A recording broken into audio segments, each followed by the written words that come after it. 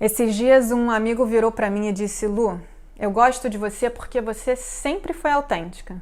Eu amei, melhor elogio que eu poderia receber, mas não é verdade. Já tive muitas fases de querer ser igual a todo mundo, de querer pertencer, de querer me enquadrar, de querer ser mais aquilo que eu imaginava que os outros quisessem que eu fosse e menos eu. Mas hoje eu valorizo muito a originalidade, a autenticidade acima de tudo. Porque a gente é diferente, isso é lindo. São as nossas diferenças, as nossas excentricidades que nos tornam interessantes, mas também que nos permite enxergar o mundo por um outro ponto de vista, o nosso, pela nossa lente. E aí criar algo novo, inovar. Ninguém tem um momento eureka na correria do dia a dia enquanto responde 43 e-mails, mexe em planilha, entra e sai de reunião. É preciso pausar e observar. E até se permitir o ócio, o tédio. Dizem que a Grace Hopper, uma das primeiras programadoras, ela estava entediada na sua vida pessoal, no seu casamento e na sua vida profissional. Ela era professora de matemática e decidiu tirar uma licença para se aprofundar nos estudos, investigar. E aí ela criou uma linguagem de programação que anos depois deu origem ao COBOL. As minhas melhores ideias são nos momentos meio engraçados, assim, na hora do banho, antes de dormir, num voo longo. Já tive várias ideias para Gema, minha empresa, assim. Inclusive, uma vez no banho veio o nome de uma rede que eu queria criar de colaboradores freelancers. Veio no banho. Ninho. Por quê? A mente, nessas horas que a gente nos força a parar de produzir, ela dá uma desligada, dá uma viajada. Já reparou que quando a gente tenta lembrar o nome daquele ator famoso, sabe, que fez aquele filme? A gente força e nada. Aí a gente se distrai, vai fazer outra coisa, dá uma relaxada e aí o nome vem. Então, para criar, eu acho que é mais ou menos assim. A gente precisa se distanciar dessa correria, do automático, do comum. Porque essa obrigação toda de produzir atrapalha a nossa capacidade de criar. E para inovar é preciso estar de olhos bem abertos. Observar, se afastar, né? Olhar as coisas um pouco de longe, despretensiosamente, como num filme do Woody Allen. É nessas horas que surgem os insights e a criatividade flui. Aí a gente cria algo novo de verdade. E pode ser uma nova forma de produzir um velho produto ou de realizar uma velha atividade. Mas é, sem dúvida, a curiosidade que move os inovadores. Quer ver? Pensa aí na sua lista de afazeres para essa semana. O que você vai fazer? O que você tem planejado? O Leonardo da Vinci tinha na lista dele, de uma quarta-feira ensolarada na Toscana, de secar um porco. A maioria da gente conhece ele pelo seu trabalho como pintor, mas a realidade é que ele estava envolvido em N atividades surpreendentes. Ele deve ter sido o homem mais curioso da história, porque ele observava estrelas, projetava objetos voadores, mas tinha uma atividade em especial que prendia a atenção dele, em que ele dedicava mais tempo: a anatomia humana. Daí o porco.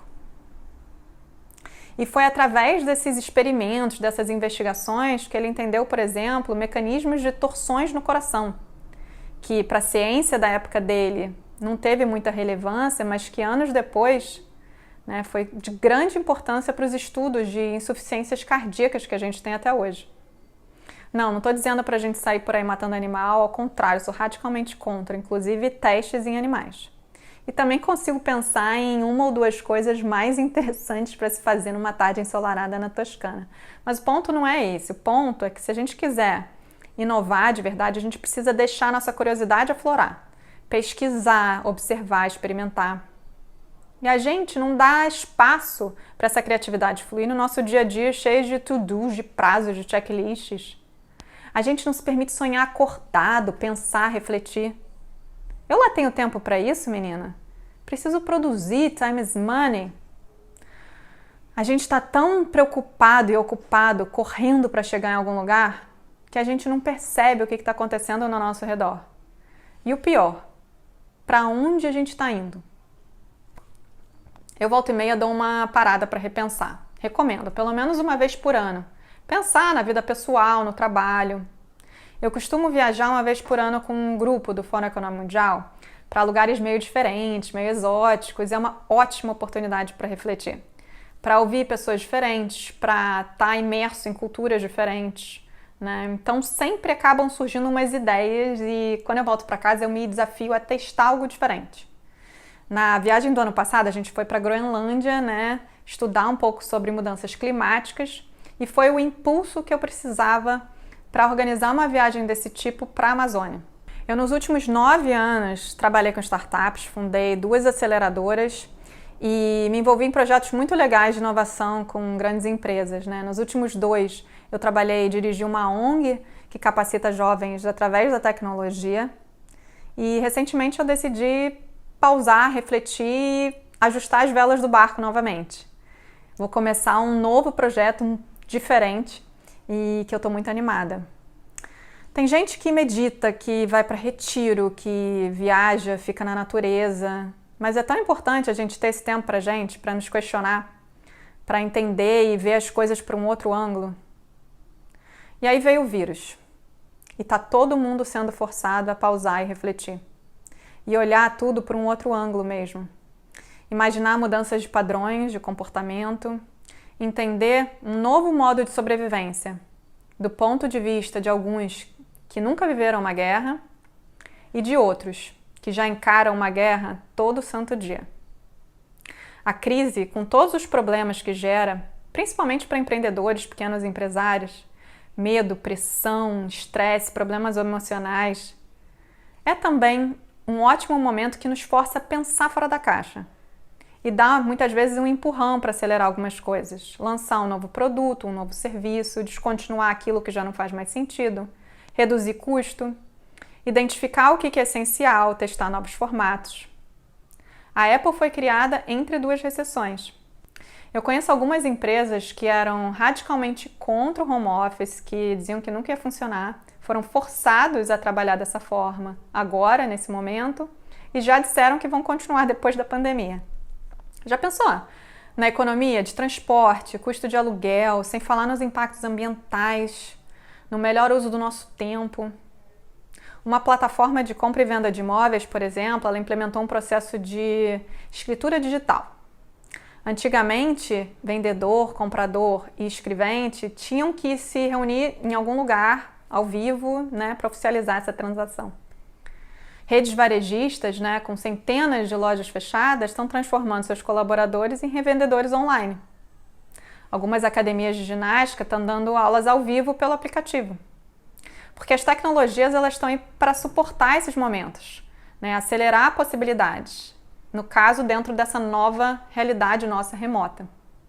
E mesmo sendo fortemente afetados por esse momento e pelas crises, os empreendedores, para mim, têm as características que nos ensinam muito a lidar com esses momentos, porque eles apagam incêndio por dia, têm alta tolerância a risco, são resilientes, têm uma capacidade de adaptação, de mudança alta.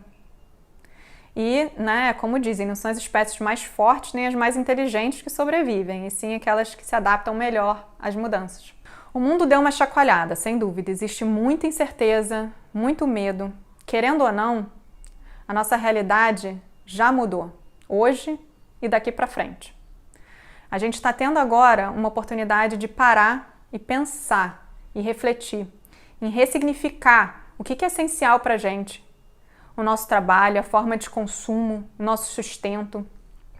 Falam que a próxima fase da revolução digital será uma fusão da tecnologia com as indústrias criativas. Moda, música, entretenimento, literatura. O Walter Isaacson, ele diz que a inovação virá de pessoas que juntam a engenharia com o belo, a humanidade com a tecnologia, a poesia com processadores. Eu achei isso o máximo. E faz todo sentido se a gente olhar para esses 2 inovadores que eu citei. De um lado, Leonardo da Vinci, um super anatomista que sabia desenhar uma coisa em outra, e do outro, Steve Jobs, que além da tecnologia tinha uma fixação por estética e por design. E certamente foi isso que levou a Apple a estar onde ela está hoje. Então eu te convido, hoje, para aguçar a sua criatividade, abrir seus olhos para dentro e para fora, se conectar com o que te faz feliz, com o que te faz bem, observar as pequenas coisas, as pequenas alegrias e criar algo novo, criar um mundo novo, criar uma realidade nova e bela. original e autêntica, como você.